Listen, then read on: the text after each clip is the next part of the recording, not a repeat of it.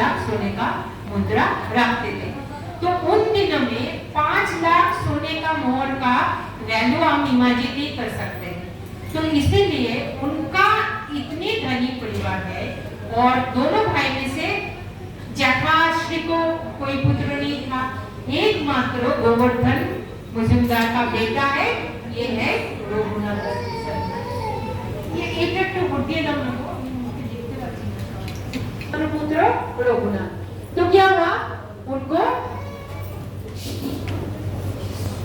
उनके घर का वातावरण में थोड़ा बताना चाहूंगी। आप सब जानते हैं उनका जो कुलगुरु था वो नाम था क्या, योगीनंदन आचार्य, और उनका कुलगुरु मतलब उनका गुरु जो है बलराम आचार्य। आप लोगों को याद रखना है, मैं लास्ट में पूछूंगी कुलगुरु कौन था, योगीनंदन आचार्य, और उनका गुरु बलराम आचार्य। तो ये यदुनंदन आचार्य जो उनका गुरु है, उनके साथ हरिदास ठाकुर का बहुत अच्छा नाता था, आना जाना रहता था। तो देखिए इतने सुंदर वातावरण बचपन से, हरिदास ठाकुर के साथ एसोसिएशन, और अद्वैत आचार्य के घर में कुछ प्रोग्राम हुआ तो चले जाते हैं यदुनंदन जी के साथ। तो बचपन से ही उनको साधु संत का बहुत मौका मिला और उनको हमेशा ही विषय बहुत विरक्ति, मतलब पैसे, जायदाद, ये सब रिश्वत लगने लगा। तो ये सब वो भगवान को बोलते हैं कि हे प्रभु, मुझे इतने पैसे वाले घर में क्यों जन्म दिया, मुझे भगवान की प्राप्ति नहीं हो पा रहा है, मैं महाप्रभु की चरण कमल पाने के लिए बार बार भाग रहा हूँ, मुझे नहीं मिल रहा है ना। तो ऐसे वातावरण में, और एक बात बताना चाहूंगी, अद्वैत आचार्य प्रभु का साथ जो भी भक्त दीक्षा लेते थे उनको 64 राउंड्स, कितना 64 राउंड्स प्रतिदिन जप करना होता था। और उनके शिष्यगण को क्या करते थे, शिखा होता है ना, तो सुबह में सबके साथ शिखा को बांध के एक पोल के साथ बांध दिया जाता था। जब तक 64 राउंड्स खत्म नहीं हुआ कोई हिल नहीं सकता है। आप लोग चाहेंगे अद्वैत आचार्य के पास दीक्षा लेने के लिए? तो हमारा परंपरा में 16 माला करने को भी हम लोग एक साथ नहीं कर सकते। सुबह में 8, दोपहर में 4, बाद में 4, है ना। तो 60 इतने स्ट्रिक्ट है।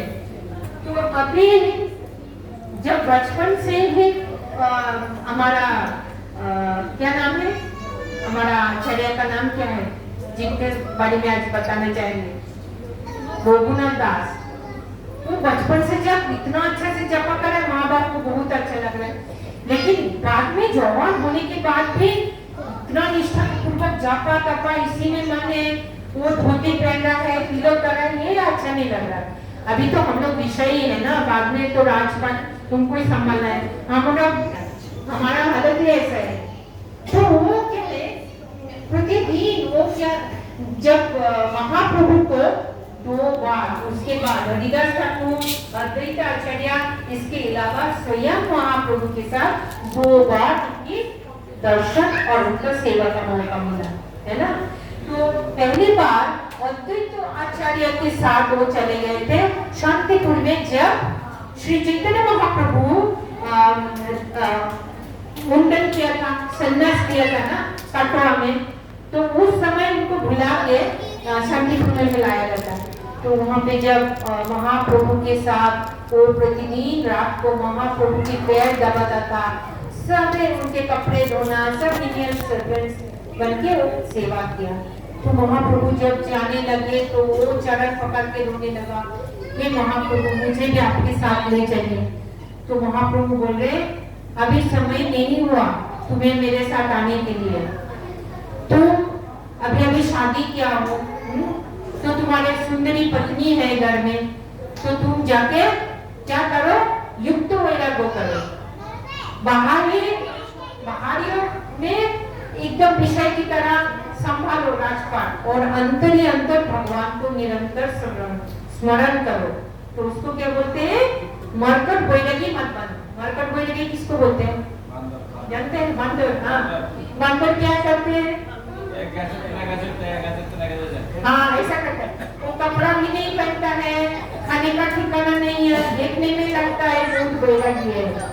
लेकिन वानर का स्वभाव क्या है? इंद्रिय तृप्ति, हमेशा कैसे मुझे इंद्रिय तृप्ति करना है। तो बोले जब हृदय से सब लालसा चला जाएगा, मतलब हम भी ऐसे ना कभी कभी हमारे सब मुक्ति दीक्षा में लोग आते हैं तो बोलते हैं नॉनवेज छोड़ दो, तो बोलते हैं बहुत लालसा है, छोड़ता हूँ फिर पकाता हूँ, एक बार छोड़ता है फिर खाते हैं फिर छोड़ते। तो जब तक हमारे हृदय से लालसा नहीं जाता है तो हम इससे छुटकारा नहीं होता है। तो अभी मैं सुनाऊंगी किस तरह अभी एक साल के बाद जब पूरा समय हो गया, अच्छी तरह से राजपाट जमींदारी संभाला, अभी वो देखे भागने लगा, बोलते हैं अब मुझे नहीं रहना है इस सारे संसार में।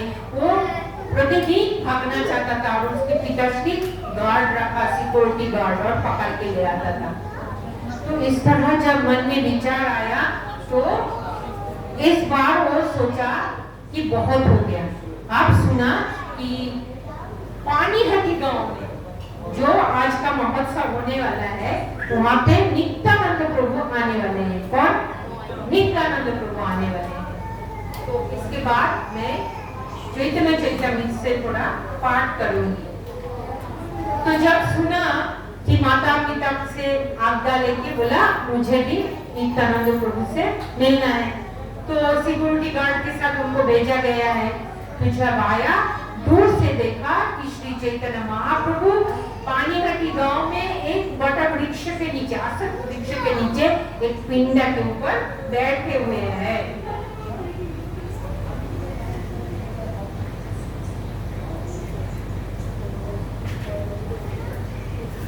तो तभी रघुनाथ दास का स्वामी दूर से नित्यानंद प्रभु को देख के मानो कोटि सूर्य की तरह उनकी क्या बोलते हैं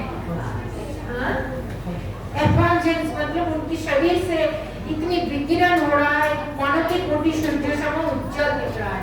और तुरंत रघुनाथ दास साष्टांग प्रणाम निवेदन किया। तो जब प्रणाम निवेदन करते हैं महाप्रभु नित्यानंद प्रभु दूर में है तो वो पढ़ाई है, उठ नहीं रहा है, तो उनकी सेवक को बोलता है अभी गोवर्धन का बेटा आया है आपको प्रणाम कर रहा है। तो प्रणाम कर रहा है तो नित्यानंद प्रभु बोलते हैं हाँ गोवर्धन का बेटा आए आए आज तोरे चोर तोरे को दंडोन मुझे पूरे हमारे থেকে चोर तू भेजे भेजे जा आज तो क्या पकड़ने आया। तो सब भक्त लोग पकड़ के लाया। तो श्री नित्यानंद प्रभु अपने दो चरण कमल उनके माथे पे रखा और उनको बोला आज मैं तुम्हें दंड दूंगा। क्या दंड? वो बहुत खुश हो गया। नित्यानंद प्रभु मुझे पनिशमेंट देना चाहता है, बोले साजा मंजूर है। तो बोलते हैं मेरे जितने सारे वैष्णव ब्राह्मण जन है सबको तू चीरा दही का महोत्सव खिलाओ। क्या? दही चीरा महोत्सव खिलाओ। तो जब इसे सुना तुरंत उन्होंने चारी ओर उनका सेवक को भेज दिया और सामग्री लेने को बोला, सब लेके आओ। और वो जो पेज में रखती थी तो नहीं मिला, तो पढ़ना था मुझे वहां से।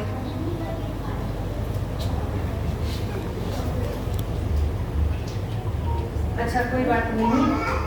रघुनाथ दास दूध, चीनी, दही, कैम्फर, केला, वो जो कटहली, जो चापाकला सामग्री, चूड़ा लेके आने को बोला, भेजा। और जितने सामग्री आया एक ब्राह्मण नया धोती पहना और बड़ा नांदा होता है ना, बांग्ला में नांदा बोलते हैं, बड़े बड़े मिट्टी के पात्र में एक तो गर्म दूध में चूड़े को भिगोया और दूसरी ओर दही के साथ केला, कैम्फर, संदेश, गुड़, वो सब मिला के मिश्रण बनाया।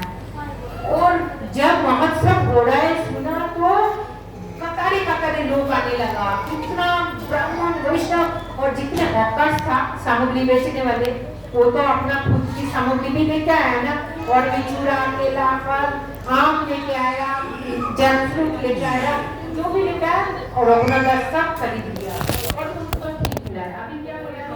अभी जो सामग्री